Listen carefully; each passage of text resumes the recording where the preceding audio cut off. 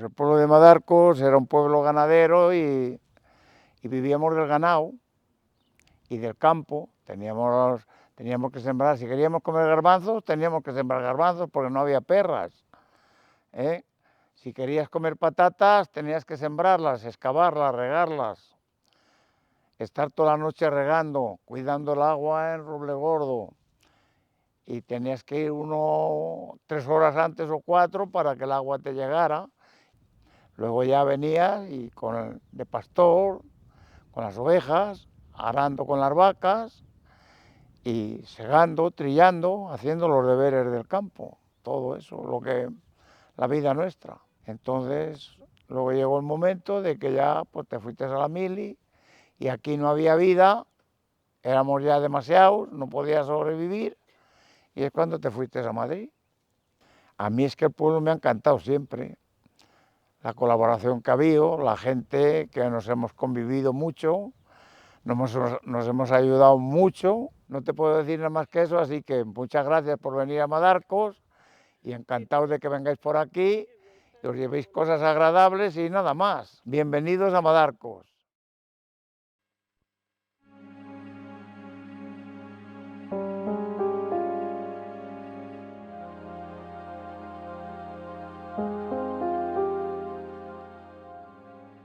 Las lanchas. Decía Tolstoy que hay quien cruza el bosque y solo ve leña para el fuego. Hoy observo que hay quien va al campo y piensa que la naturaleza es un gran contenedor único de basura. Cultiva la basureza sin esfuerzo, sin conciencia. Es ahí donde quiero cambiar este mundo, aunque sea recogiendo una a una cada lata, cada botella, cada cristal, yo sola y decidida. Ha llegado el día en que no podemos pisar la tierra sin herirnos. Pues bueno, bienvenida Vera, bienvenida Nares, a Madarcos y a Espacio 58.0 de Traductores del Viento.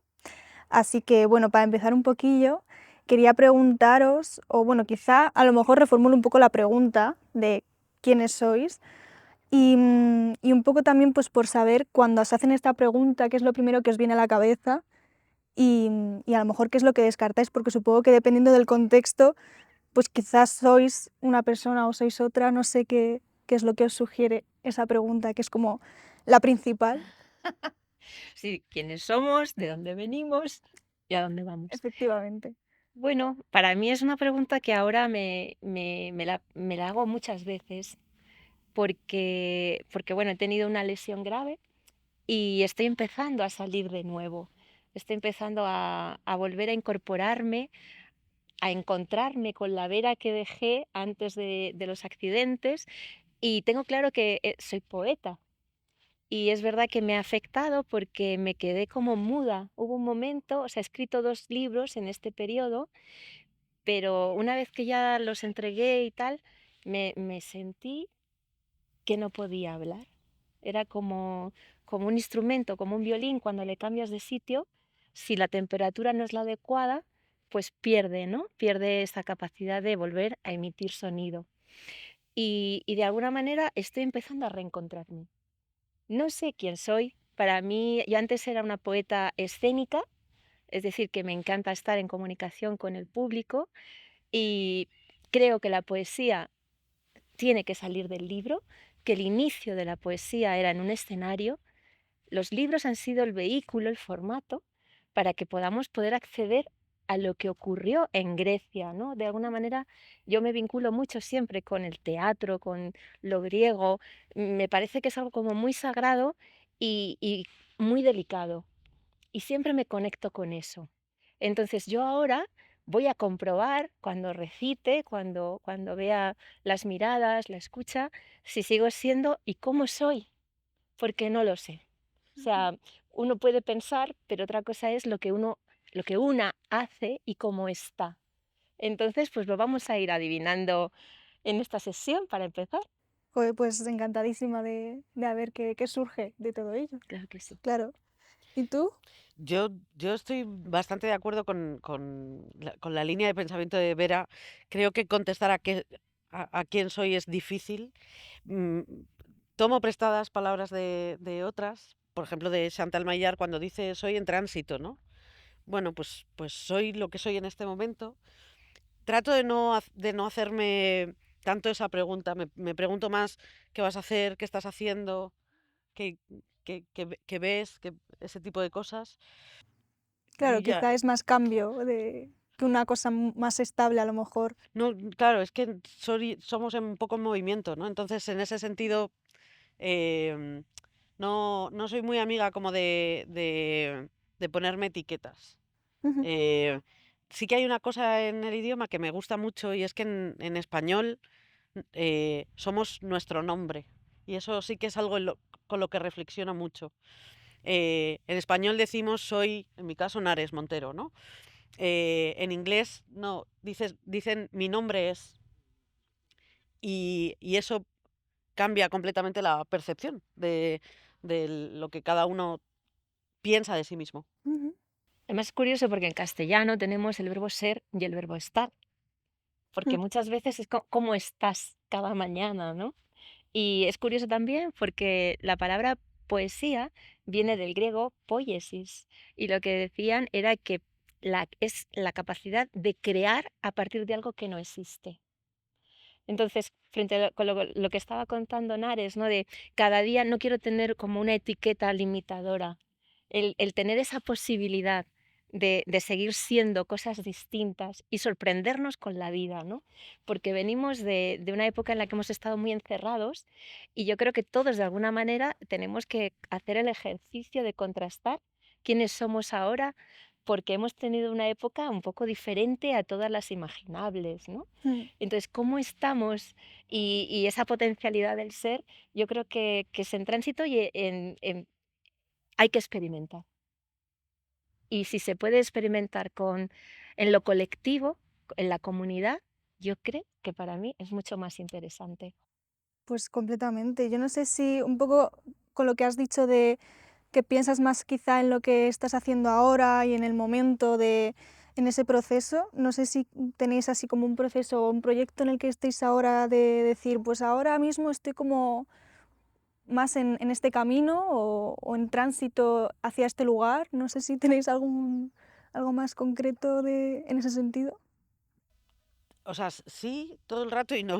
A ver, ¿cómo Claro, es explico un yo poco esto? ambiguo todo el rato, No, ¿no? sí, sí, claro, no, pero es que además una se hace preguntas, pero no tan grandes, ¿no? Yo intento hacerlas como muy concretas para contestármelas hoy, porque si no, te haces preguntas grandes, muy filosóficas y dices, espérate, que necesito un mes y medio para contestarme esto.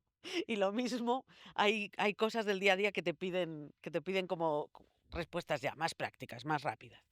Eh, yo, en mi caso, formo parte de un proyecto de divulgación de literatura y de las artes de mujeres.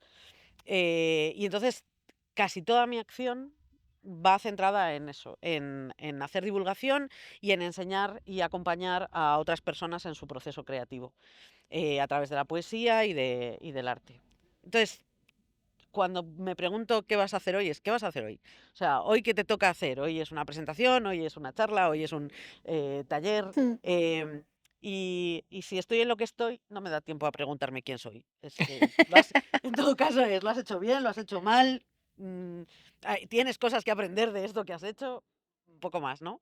Luego, con respecto a los proyectos personales, pues después ahora mismo no tengo un proyecto en activo, pero ha surgido hace relativamente poco una idea y eso es como algo muy interesante porque de repente es como, vale, vale, no me he quedado seca, no ha quedado aquí algo no, vale, hay una idea, creo que puedo tirar de unos cuantos hilos, estoy apuntando ideas y rezando a algo para tener tiempo, para poder dedicarme a ello. Pero bueno, se saca tiempo. Así que en esas de momento. Bueno, realmente el tema ¿no? de el tener tiempo y el tener ideas tienen que confluir, ¿no? Porque a veces uno no es como que siempre está o en esa dinámica de no tengo tiempo, no tengo tiempo, o la dinámica de que tienes tiempo y a veces dices, ahí va, ¿y ahora qué es lo que tengo que hacer? ¿No? O sea, tengo las condiciones maravillosas, pero que al final nunca existen condiciones maravillosas. Siempre te aparecen un montón de burocracias y de cosas que no contemplabas, ¿no? Entonces, al final, los proyectos, eh, hablar de proyecto es hablar desde la idea. Ujú.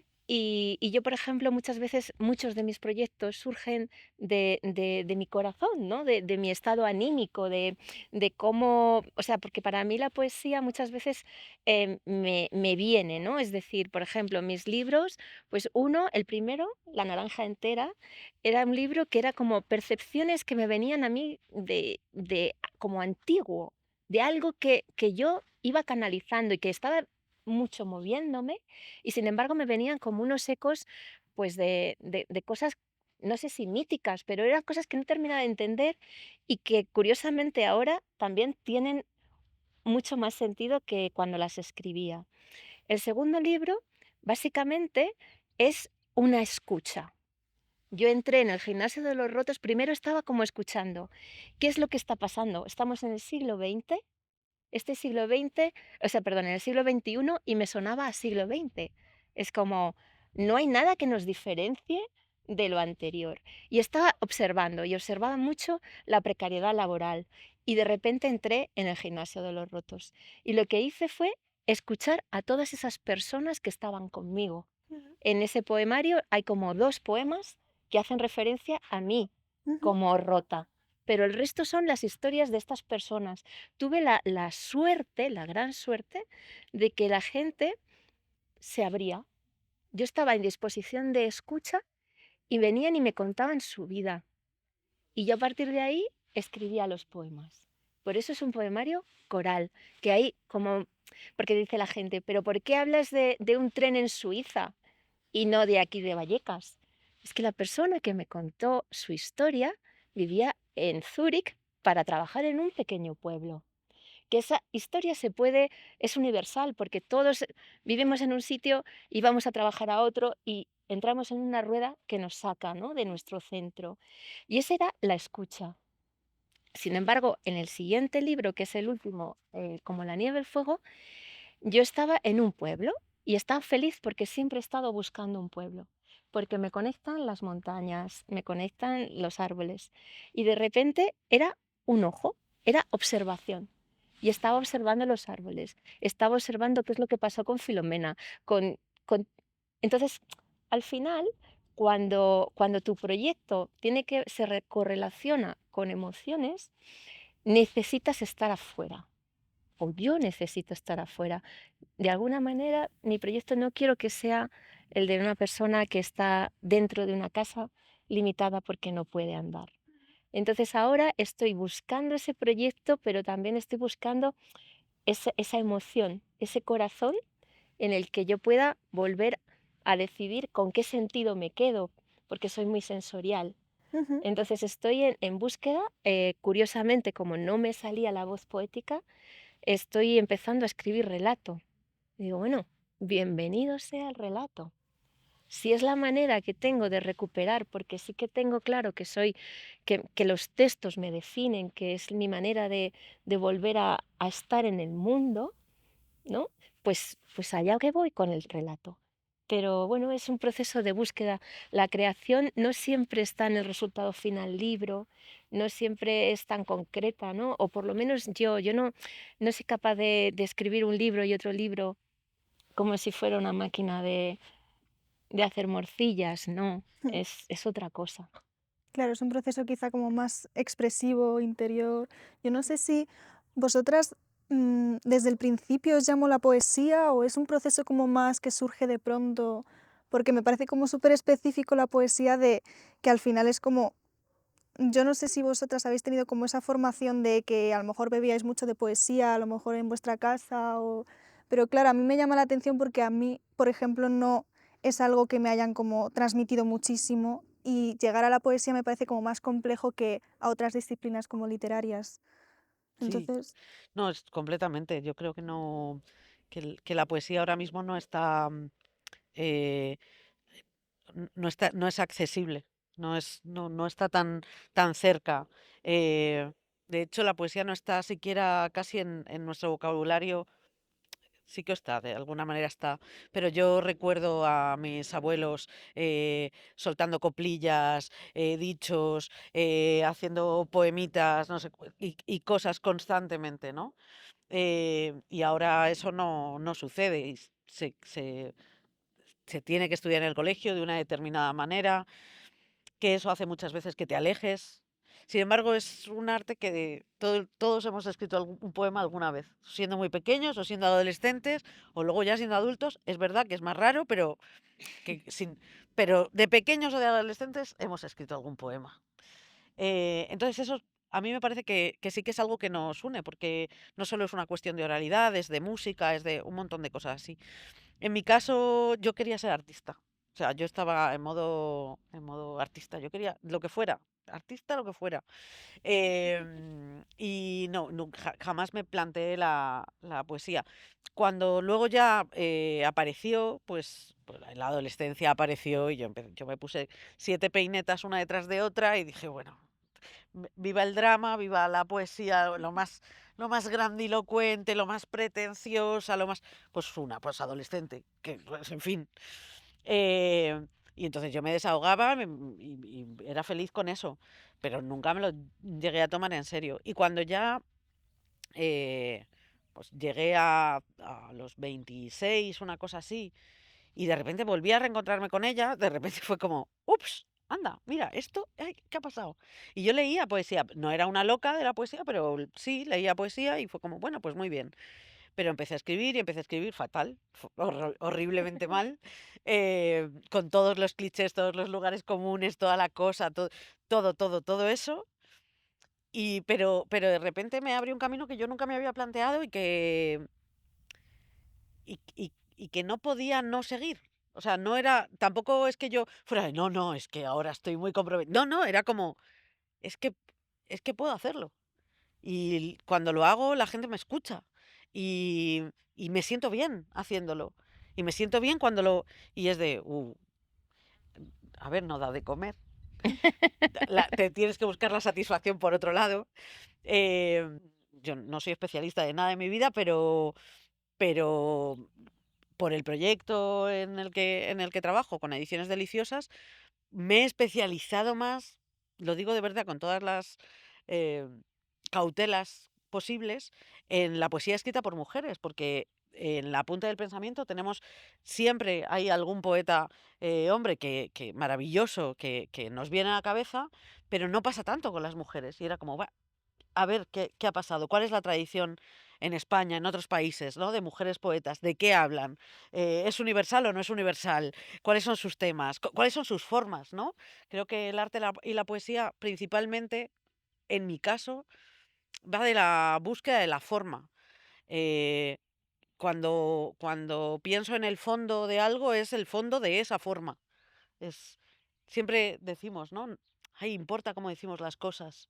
Nos fastidia si alguien nos habla en cierto tono o ha dicho tal palabra. Hay tanto poder en eso que decimos y luego se nos queda tan corto. Entonces es una cosa que tiene todo el rato un misterio. Mm. Y no sé si, o sea, vosotras mm, sois como conscientes o tenéis presente vuestra posición como mujeres dentro de la poesía o es algo como que no os sentís tan sí, ¿no? No, tú Yo puedes sí, no yo sí. sentirte, pero el resto te lo hace sentir. O sea, no es una cuestión de que tú te sientas mujer. Yo creo que realmente, no sé, pienso en las personas que somos sensibles y las que no lo son, con independencia del sexo y con independencia de la tendencia sexual. O sea, para mí creo que los textos deberían estar ahí con independencia de lo que uno haga en su vida privada, de si le han marcado como hombre, como mujer, como lo que sea, ¿no? Como no binario, Ujú. con todos los respetos. Pero al final, eh, como mujer, siempre te ponen poesía femenina. Nunca nos ponen a poesía masculina. La poesía está muchas veces repetida y reproducida desde el lenguaje y el discurso de los hombres y nunca le ponen poesía masculina. O nosotras decimos muchas nosotras, poesía escrita por mujeres. Y es verdad que por un lado nos damos valor, pero por otro lado nos estamos segregando, nos estamos separando de la alta cultura. Es muy curioso porque decía Freisas que en Inglaterra han tenido un movimiento feminista muy fuerte y nadie se atreve a decir que Virginia Woolf hace poesía o escritura femenina. No se hace la diferencia y ha entrado en el canon de la alta cultura. Curiosamente, pues aquí se marca muchísimo y es más, en las antologías hemos estado muy, muy segregadas. Se ha compensado pues haciendo Ellas tienen la palabra, haciendo grandes antologías de mujeres, pero el hecho de hacer la separación, eso es una forma de sacarnos, de excluirnos. Y no es tanto porque tú, o sea, evidentemente yo soy mujer y escribo desde donde estoy, pero también soy muchas otras cosas. Pero nos están marcando. Y es muy curioso que ha habido un fenómeno, ¿no? De que ha habido 3 hombres que se han metido en el escudo el nombre de una mujer para escribir, ¿no? Y pasan muchas cosas con el tema de por qué queremos significar tanto el tema de si es un hombre o una mujer. ¿Qué pasa? ¿Por qué nos llaman poetisa? Poetisa ha sido un insulto tradicionalmente. Hay personas que quieren poner en valor poetisa. Pero yo, por ejemplo, en mi caso, yo no creo que sea poner en valor una palabra que nos están dando desde fuera, Ujú. ¿no? Entonces, yo creo que yo soy poeta. Y si hay alguna duda, que los hombres se llamen poetos, ¿no? Puestos a diferenciarnos. Para mí, yo no necesito que un hombre se llame poeta a sí mismo, porque se puede sentir mal. De la misma manera que yo me puedo sentir mal si me llama alguien poetisa. Entonces creo que la poesía es algo muy grande y que podemos entrar todos dentro de la palabra poeta. Pues sí, no sé, yo es que, claro, em, ahora me genera un poco la duda de qué controversias genera todo esto a la hora de, por ejemplo, decías que dentro de lo que los proyectos en los que estás, también forma parte el divulgar obra de mujeres y yo no sé si, o sea, es algo que, claro, que al final también puede llegar a chocar o no, no lo sé, de... Em, yo creo que, claro, aquí siempre hay una cuestión de elección personal, ¿no? Em, yo lo que puedo compartir es por qué lo hago yo y desde dónde lo hago yo. Em, las mujeres siempre han sido la mitad de la humanidad, siempre hemos sido la mitad. Em, pero lo cierto es que de manera natural, voy a utilizar esta palabra un poco regularmente, pero no, es decir, por el propio curso de la vida y de la historia, las obras de mujeres han sido silenciadas, excluidas, etcétera. Bueno, todas las violencias que ya conocemos y de las que somos o de las que empezamos a ser plenamente conscientes, ¿no? Lo cierto es que no se conoce la obra de las mujeres. Entonces, en ese sentido, hay que leerlas, hay que leerlas, hay que releerlas. Conocemos las obras de los hombres porque se han leído, se han releído, se vuelven a leer, se vuelven a releer, se vuelven a discutir y nadie se cansa. Bueno, yo qué sé, que levante la voz, o sea, levante la mano quien se canse de leer Poeta en Nueva York. Pues yo no me canso, no me canso. Y porque sigue apelándonos. Bueno, pues es que esto también pasa con una de las mejores poetas españolas, que es Ángela Figuera y Merich. Y la manera en la que esa mujer tenía de escribir era igual que Lorca. Igual, me refiero, distinto estilo, pero igual de importante. Igual de cercana para todos. Igual de fantástica. Y te llevaba a lugares y era justa y era tremendamente talentosa. Entonces, ya no se trata solo de conocer la figura, que está muy bien, es historia también, ¿no?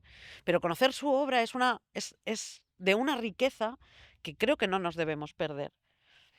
Entonces, en ese sentido, si no alzamos la voz, Virginia se ha convertido en canon porque se la ha estado reivindicando muchos años, pero a Virginia se la trató de tapar también. Y a Jane Austen forma parte del canon, pero a día de hoy muchos escritores actuales no la mencionan en el canon y no la quieren en el canon. Y llegan a decir en voz alta, esto nos lo contó Espido Freire hace poco en una entrevista, que, que no pueden decir que Jane Austen forme parte del canon. Y es de, bueno, a ver, es que cambió la manera en que se hacían las novelas. O sea, es que fue importante lo que hizo. Pero es que hay una Eh, tradición de echar barro, porque, por ejemplo, Safo fue denostada. O sea, San Agustín, en la Edad Media, decidió crear una historia sobre ella en la que se supone que se había suicidado por amor a un hombre. Habían contado esa historia y entonces a partir de ahí dijeron que Safo no era importante, cuando fue venerada en el mundo clásico por los grandes, estaba nombrada por todos. Y sin embargo, Aurora Luque, que es su traductora aquí en España, ella tenía problemas para conseguir a un profesor que le quisiera coger la tesis por la temática, por coger a Safo, por salir fuera de la ruta de lo traducible, porque era una mujer, porque no estaba dentro del A, B, C masculino. Entonces, claro, realmente nosotras no tenemos el problema, sino es como que el mundo empieza a generar, o hay una parte misógina, hay una parte patriarcal que muchas veces está en el inconsciente y que muchas veces reproducimos sin darnos cuenta. Porque en el cole nos están reproduciendo la literatura y realmente estamos viendo una parte de la literatura. Y el problema es que ya hemos perdido esa conexión con, con las coplillas, con todo lo que es la cultura oral. Mis abuelos pertenecían a la tertulia, lo que se llama la tertulia campesina. Antonio Rodríguez Almodóvar fue una de las personas que se encargó de visitar toda España y recopilar toda la tradición oral de los cuentos. Y entonces, a partir de escucharle a él, yo me di cuenta de que en mi familia todos eran grandes narradores y tenían estilos muy diferentes a la hora de contar.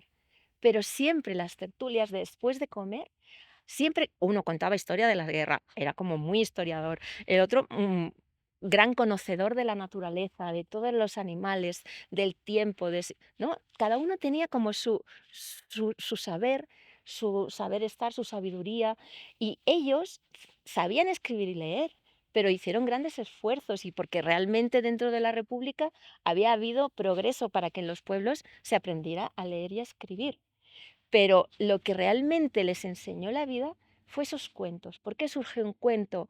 El cuento surge por el miedo a lo que nos va a ocurrir. Cuando no sabemos, cuando lo desconocido no, porque ahora estamos en un mundo donde la técnica nos da muchas certezas de si va a llover, no va a llover, pero antes no. Entonces, el cuento hacía comunidad, las historias hacían comunidad. Y hay una cultura oral que la hemos perdido. Y de alguna manera yo creo que ahora que estoy aquí ante un micrófono, sí que quiero reivindicar que seamos creativos a la hora de recuperar esa oralidad, esa memoria de la poesía, de la literatura, de las historias, porque siempre ponemos el foco en los libros de texto, que está bien, pero en las familias, en nuestro cotidiano, tampoco está, como dijo ella. Y yo recuerdo que, por ejemplo, cuando era más, no sé, más estudiante, digamos, en aquella época de la universidad, había unos CDs de Mario Benedetti que todos escuchábamos una y otra vez. Y de esa manera, bueno, yo al principio me partía de la risa con la voz de Benedetti, o sea, jajaja, o sea, no, me impactó muchísimo, o sea, había algo en mis chakras que era como, esto qué raro, qué voz tan rara. Y luego no parabas y al final le amas por su manera de hablar, ¿no? Por esa forma. Hemos perdido esos CDs literarios. Y yo creo que hay que buscar la fórmula, no solamente centrarlo en lo que es en la escuela. Tenemos que buscar el que haya una potencia, o sea, que la poesía vuelva a lo cotidiano y que esté en las conversaciones y que sea ese lugar común que lo hemos perdido. Y seguramente que entre todos se puede generar comunidad a través de la palabra y la poesía yo creo que es como eso que une, pero también las narraciones. Y creo que sí que tenemos que pensar entre todos nuevas fórmulas y basta ya de quejarnos de que no se cuenta, de que no se incluye. No, vamos a hacerlo todos, cada uno, en la medida en la que podamos. Pues yo estoy convencida de que si en el cole un niño, una niña tiene que aprender un poema, lo va a aprender toda la familia, Mm. seguramente. Si de repente el abuelo le cuenta la coplilla o le canta una cancioncita, ahí también hay conexión. Entonces, es que el problema es que yo creo que nos estamos desvinculando de la literatura, de la naturaleza, de un montón de cosas que nos hacían estar juntos y que ahora pues estaba pensando antes, ¿no? El tema de los CDs de Mario Benedetti.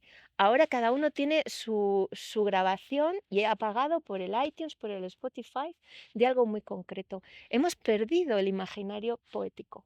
No compartimos los poemas, pero hay que pensar en decir, ¿cómo podemos salir del iPad? ¿Cómo a lo mejor un podcast nos puede ayudar para que todos seamos capaces de recitar un mismo poema y saber quién lo ha escrito y saber cómo ha vivido?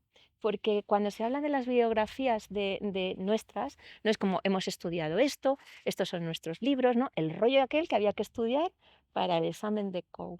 Pero no pensamos en cómo se gana la vida este poeta, cómo ha llegado, o sea, en qué manera tiene su ecuación para cumplir con sus facturas, cumplir con su tiempo de creación, cómo ha estado creando, en qué condiciones. El cartero de Bukowski, maravilloso, no sé si lo habéis leído.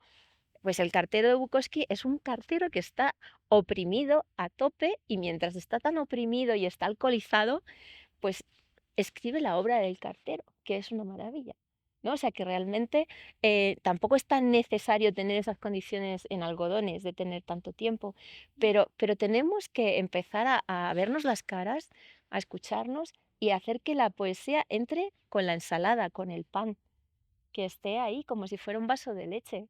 Dices, no me puedo dormir. Pum. ¿Vosotras sois de leer por las noches? No. No, ¿no? Yo sí. Sí. Bueno, yo antes sí, luego tuve una época que cuando trabajaba no, porque caía rendida, pero como tengo insomnio, pues leo y escribo, Ujú. de hecho, en los insomnios.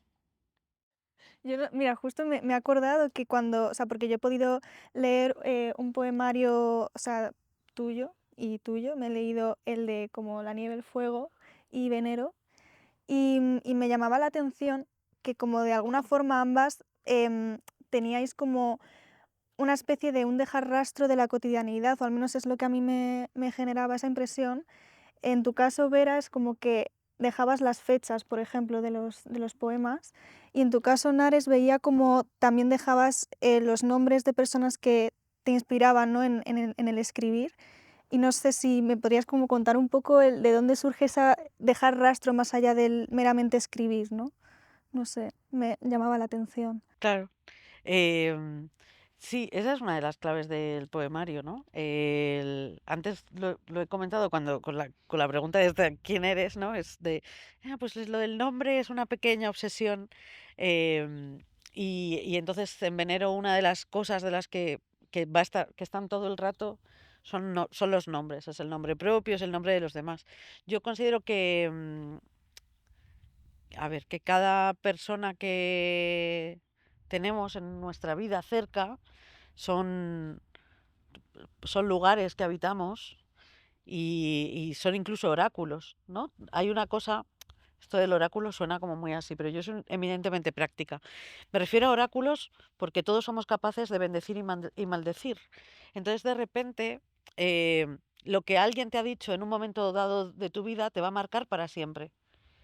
Y lo vas a recordar para siempre. No vas a recordar todo, menos mal, porque hay muchas cosas que hay que olvidar y que está muy bien que pasen en esas fases en las que Vera y yo nos saltamos del sueño, em, pero te marcan. Entonces, más que, no sé si en Venero es tanto como una inspiración, sino como, sí como una clave que me dio acceso al poema, acceso a ese espacio del poema. Son como, en Venero se cuenta un poco el, el trayecto, el viaje del agua desde el manantial, por eso se llama Venero, y por esta cosa de la primera persona del verbo venerar también. Y entonces hace un poco el camino del agua y, y de alguna manera esos nombres, esas personas, esos nombres que también son como coordenadas, ¿no? Si pusiera el nombre completo, tendríais casi una coordenada fácil de rastrear en redes. Pero el nombre de pila, aunque es lo que más nos distingue, es una coordenada rota. Aunque hay mucha gente que no conoce a más personas que se llamen Ontanares, pero mi pueblo está lleno de Ontanares. Entonces, de repente, mi familia somos X Isabeles, X Ontanares, ¿no? Entonces, si alguien, si aquí puede que solo esté yo, que me llame Nares, pero, y es fácil localizarme, pero en otro lugar no, ¿no? Mm. Entonces, de alguna manera, esos nombres son estaciones, son lugares por donde el cauce de lo que uno es ha pasado y te han llevado han desviado de alguna manera también ese cauce. Un poco por ahí, Ujú. quiero decir. Luego ya lo que cada uno lee, yo Claro, me lavo luego, las manos, y nunca mejor dicho. claro, luego cada uno interpreta. Claro. Bueno, en mi caso, el tiempo también es una de mis coordenadas, ¿no? Yo empecé escribiendo la historia reescribiendo mi historia de Penélope, cómo me relacionaba yo con Penélope, con el tiempo, con las esperas, con un montón de cosas. Y luego, de alguna manera, pues sí, tengo esa obsesión. O sea, ¿por qué el siglo XXI no es tan diferente del siglo XX? Pues toma, ahora ya lo sabemos, pero antes yo estaba en el 2016 y no entendía por qué no era diferente y me preocupaba, ¿no? Y entonces decidí ocuparme, ¿no? Y intentar reflejar lo que yo estaba viendo que me llamaba la atención. Como la nieve el fuego, era una época muy marcada, porque fue el segundo año de pandemia. Entonces, realmente era un momento que yo tenía como una conciencia de que era algo histórico y quería dejar rastro, ¿no? Dejar esa huella de decir, es que no nos podemos olvidar de esto y quiero reflejar lo que aquí acontece desde lo pequeño. No me interesaba las grandes cosas, me interesaba mi opción vital, decidirme a un pueblo y bueno, pues por tener un problema físico, pues tenía que lidiar con el dolor, pero tenía por la otra parte la posibilidad de estar todos los días con mi perro viendo los árboles y viendo cómo se iban pasando las estaciones, ¿no? Entonces, hay algunas fechas que son muy significativas en lo personal y por eso están puestas dentro de qué pasó ese día, ¿no? O sea, yo tuve mi primer accidente un 31 de enero, pues el 31 de enero de no sé cuántos años tal, pues ocurre ese poema. Entonces, ahí hay fechas, la fecha de el último poema que escribí del libro no es el último, pero sí es de los últimos días que estuve en ese periodo maravilloso de mi vida, que fue estar en un pueblo con mi perro, en conexión con las montañas y los árboles. Hubo un incendio y yo me terminé de romper y me tuvieron que llevar y no he vuelto. Entonces, de alguna manera, eh, sí que quería dejar constancia de que el tiempo ha pasado y que son como pequeños mensajes para que, de alguna manera, me decía un profesor de historia que si queríamos conocer las épocas, no era tanto cuestión de estudiarnos los libros de historia, sino como de leer las novelas. Y bueno, pues yo he hecho mi pequeña aportación, ¿no? De escribir este libro, pues para que cuando pasen muchos años, pues que la gente entienda que no se podían dar abrazos y que a lo mejor solo podías dar abrazos a un árbol. Y por eso se empieza con un árbol que se llama hogar, porque los niños no podían dar abrazos a sus abuelos. Es algo que se nos está olvidando, pues imaginaros dentro de 10 años. Como fósforo encendido. Hay que prender la luz en todas nuestras células, limpiarlas de toda apatía y pereza, desinfectar al corazón de toda ceguera y terquedad, revitalizar la alegría de todo libro que sueña ser leído, Hay que inundar con luz todas nuestras células. Deshoja todo cansancio y mala rutina. Acicala tu cuerpo como si fuéramos al teatro. Hay que vivir la mejor función de nuestras vidas cada día. Concédete el placer de no hacer nada. Siente la paz del domingo y el empuje lunar del inicio de la semana. Respira feliz y profundo cada minuto. No esperes. Vive el hoy, aquí y ahora. Resplandece en silencio y da las gracias a todas nuestras células por seguir ahí, respirándonos en esta primavera interior. Haz las paces con las 4 paredes y las ventanas que nos acogen. Baila en los pasillos, cántale a tus plantas, amasa tu pan y cuida tus orquídeas interiores. Reconoce tus impulsos vitales, tus deseos de niña, activa tu defensa ancestral ante la injusticia.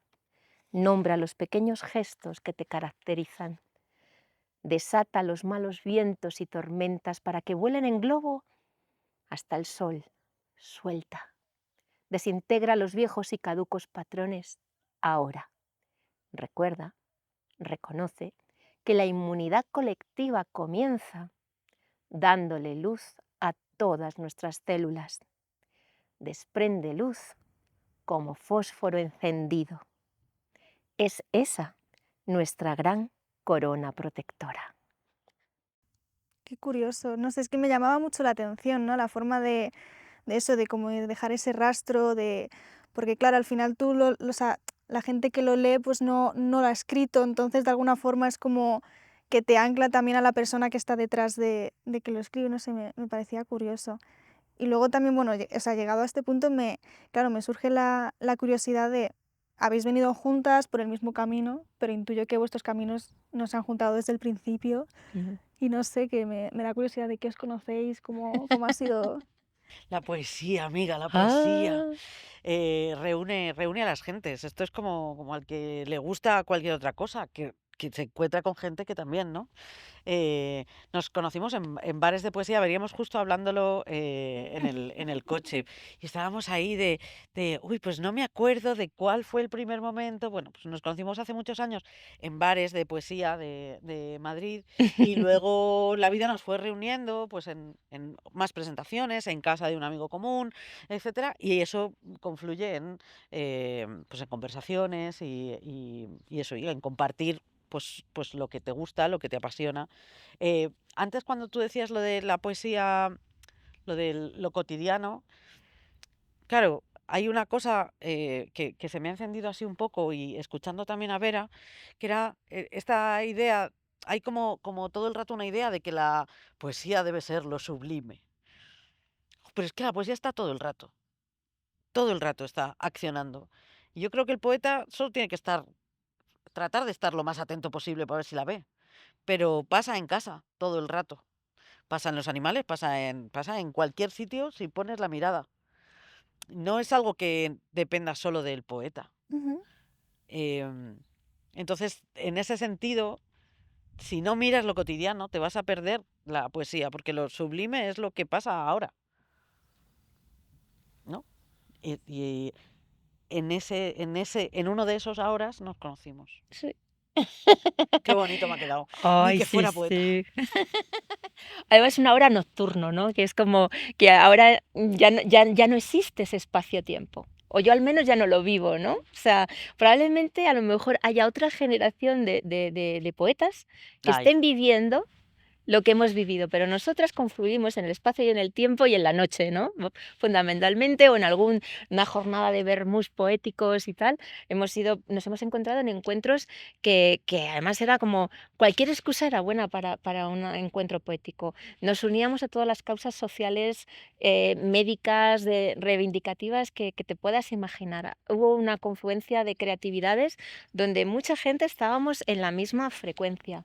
Y ahí, pues bueno, o sea, éramos como que siempre te encontrabas en los bares, ¿no? Y te encontrabas, "Ah, hombre, hola, ¿qué tal?". sé qué. Y había una poesía que era como a mí me gusta, porque estaba fuera del libro. En aquel momento muchos de nosotros no teníamos los libros, estaba todo ahí para compartir y la gente ya se sabía los poemas.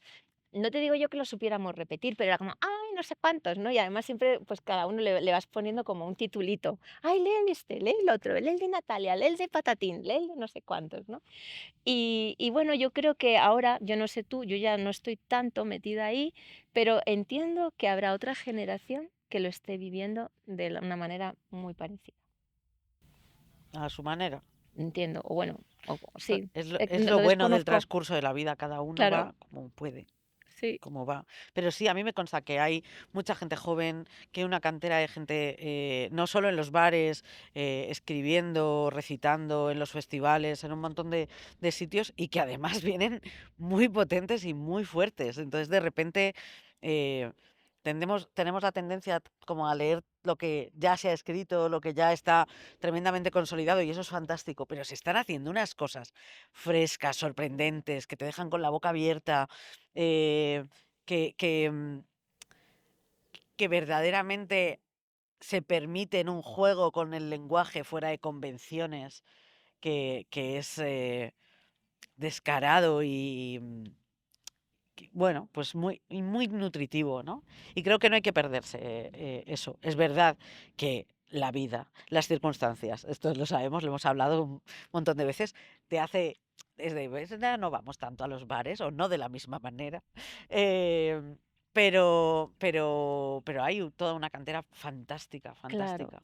Yo lo que veo es que al final uno de las, no sé, de los retos de la poesía actual es llegar a salir fuera del circuito poético, porque es muy endogámica. En el fondo, los poetas vamos a escuchar a otros poetas. Y claro, lo interesante es que hoy haya venido toda esta gente para escucharnos a nosotras que somos poetas, ¿no? Eh, eso es un milagro y bueno, a veces se construye. O sea, yo la semana pasada estuve en la abadía y se pagaba por escuchar poesía. Y yo, 12 € por pagar. Estaba encantada, estaba sorprendida, ¿no? Y había 140 personas que estaban ahí escuchando pues un mensaje poético y me pareció maravilloso y que nosotros también tenemos que empezar a aprender a posicionarnos en otros espacios más allá de los bares.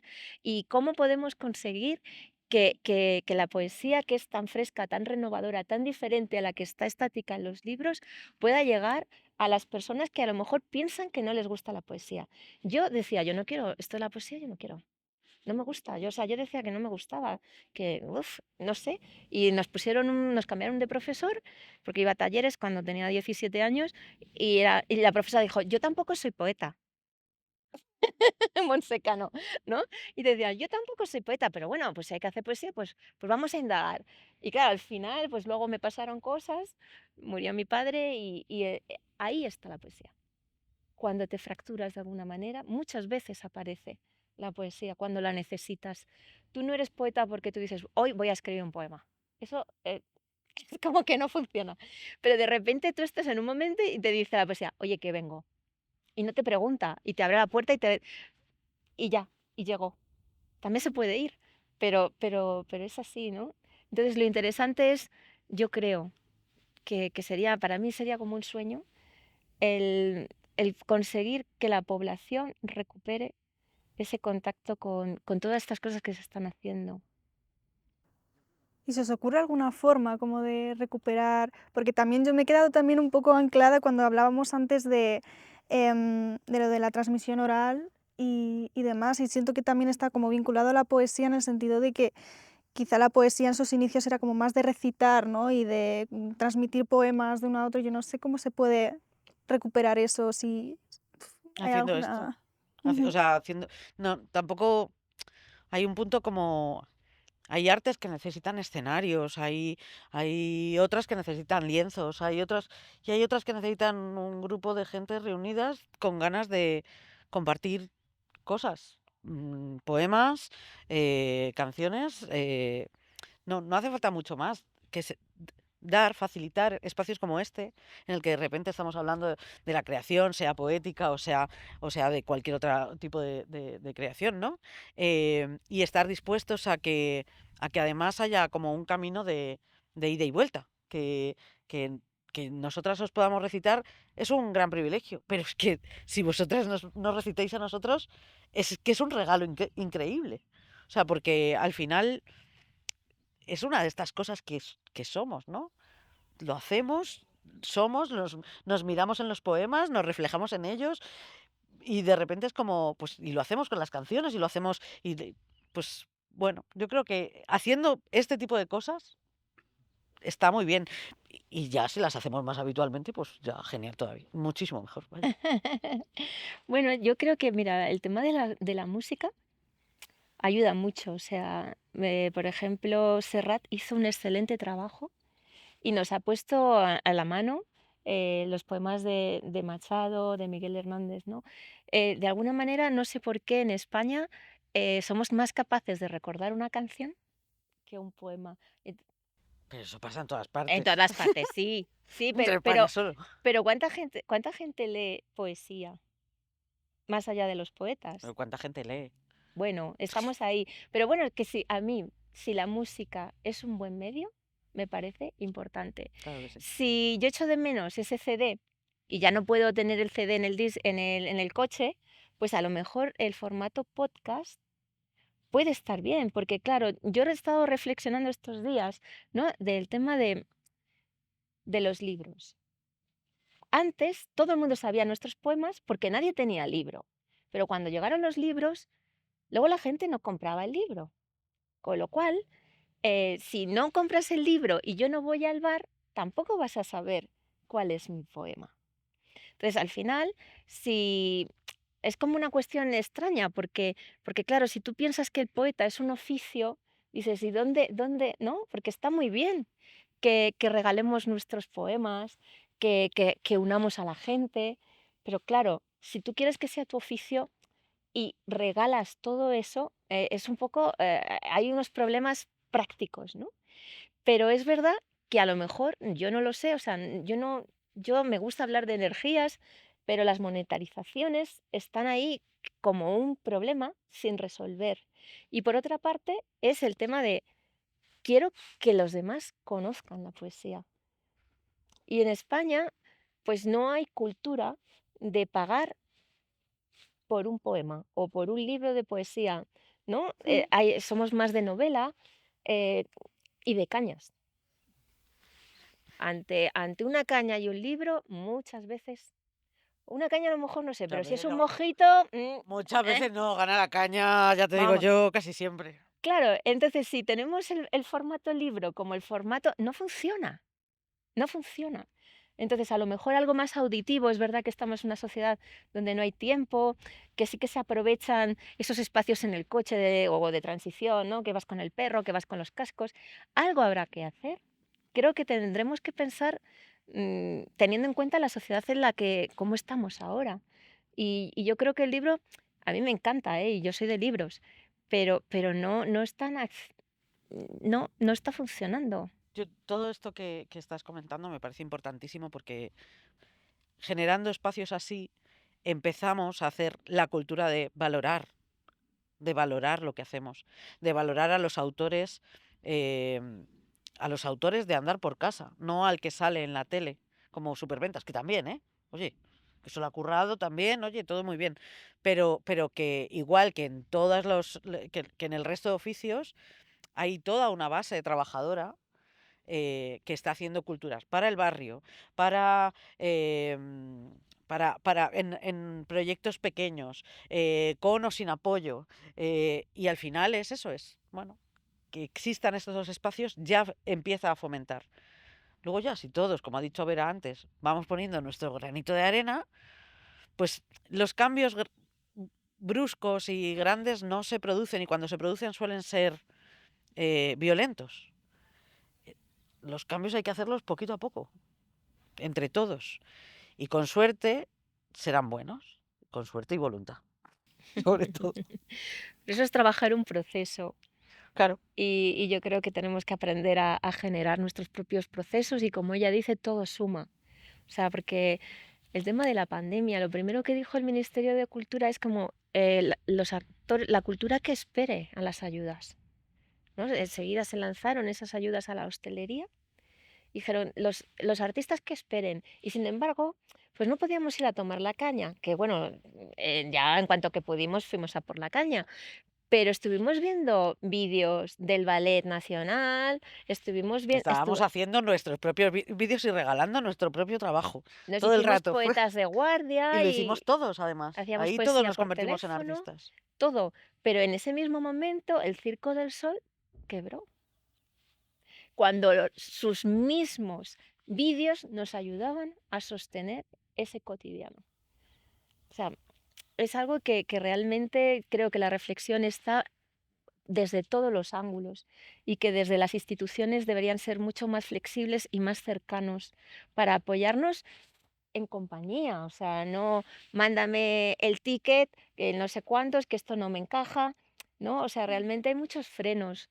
Entonces, es que, claro, es que es un milagro. O sea, si somos poetas es por voluntad propia, porque realmente no hay facilidades. Lo que pasa es que nos gusta y aún así nos encanta, pero creo que es interesante también poner un poco la parte que no es tan bonita de relieve para que tomemos conciencia entre todos y que en la medida que cada uno pueda, desde donde esté, pues diga, ¿de qué manera puedo aportar a un proyecto como Traductores del Viento? ¿No? El apoyar no solamente a los artistas, sino a quienes apoyan a los artistas, para que todo se transforme mínimamente. Que probablemente en una cultura de comunidad, de trueques y tal, a lo mejor se hacía de manera voluntaria, porque siempre, ¿no? Es como yo tengo los huevos, tú tienes los tomates, toma, pum, pum, pum. Esa cultura del intercambio, antes intercambiábamos discos, intercambiábamos libros, ahora con el Kindle no se intercambia. Ese tráfico, ¿dónde está?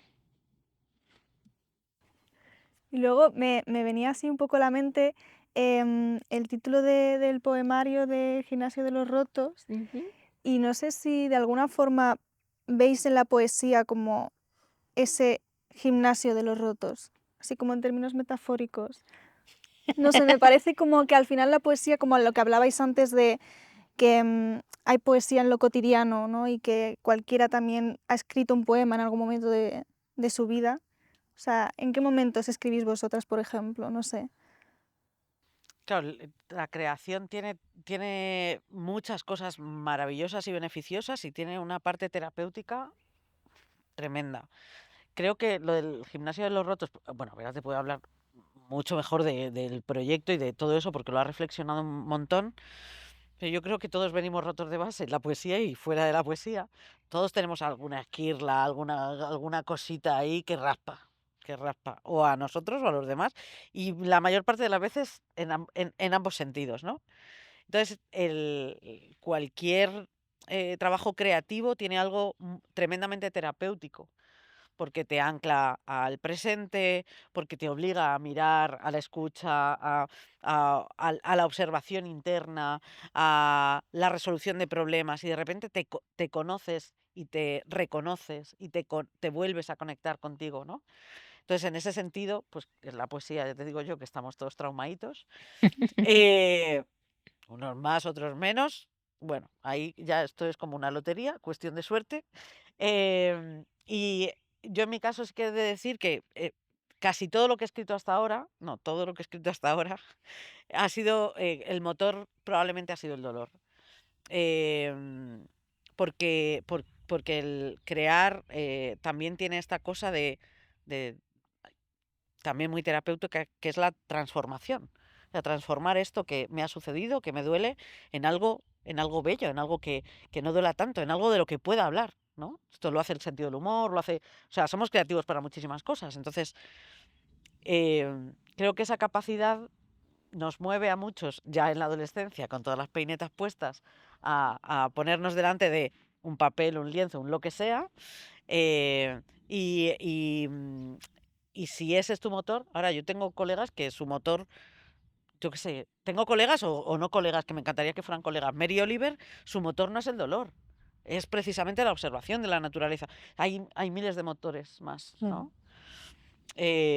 Pero bueno, sí, en nuestro caso somos, ¿no? No, ¿Tú bueno, qué? lo que pasa es que yo, por ejemplo, tú lo llevas como aceptado, Bueno, pero yo no, yo no acepto el dolor. O sea, quiero decir que a mí me ha llegado circunstancialmente y estoy en conflicto con ese dolor. De hecho, cuando estuve en la silla de ruedas, o sea, es que, o sea, era incapaz, terminé escribiendo un poema, pero que no lo quiero ni leer ni ver. Y creo que mi mutismo a nivel poético viene porque no termino de integrar esa fractura interna tan fuerte, ¿no? O sea, el dolor emocional sí, porque surge cuando muere mi padre, pues ahí sí, pero el dolor físico, por ejemplo, yo lo tengo en conflicto todavía.